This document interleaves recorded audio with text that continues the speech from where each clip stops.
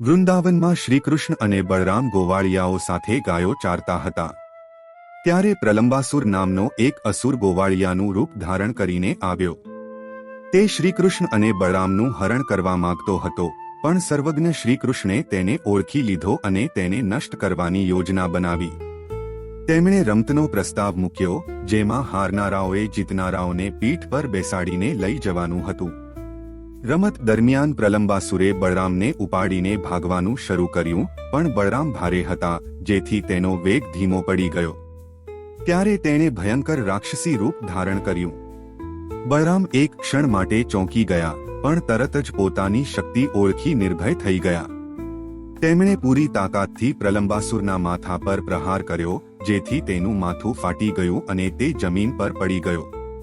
બળરામજીની આ જીત પર ગોવાળિયાઓએ જયજકાર કર્યો।